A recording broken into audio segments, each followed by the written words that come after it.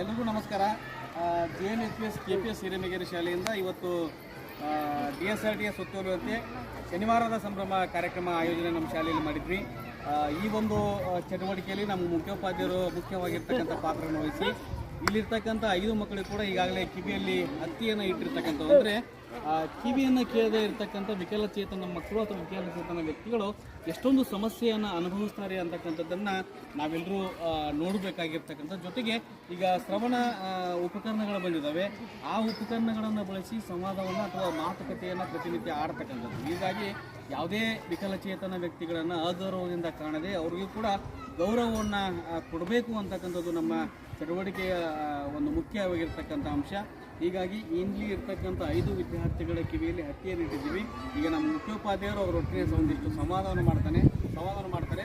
ಹೀಗಾಗಿ ಅವ್ರು ಏನು ಪ್ರಶ್ನೆಗಳನ್ನು ಕೇಳ್ತಾರೆ, ಅವ್ರು ಏನು ಉತ್ತರಗಳನ್ನು ಹೇಳ್ತಾರೆ ಅಂತಕ್ಕಂಥದ್ದನ್ನು ಕೂಡ ನಾವು ನೋಡೋಣ. ಕಿವಿ ಕೇಳ್ತಾನಪ್ಪ ನಿಮ್ಗೆ?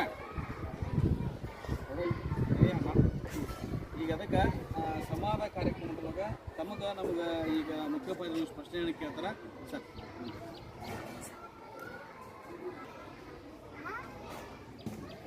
ನಿನ್ನ ಹೆಸರೇನಪ್ಪ? ನಿನ್ನ ಹೆಸರು ಜೋರಾಗಿ ಮಾತಾಡ್ಬೇಕು. ಏನು ಹೇಳ್ಬೇಕು ಅಂದ್ರೆ ಎಷ್ಟನೇ ತರಗತಿಯಪ್ಪ?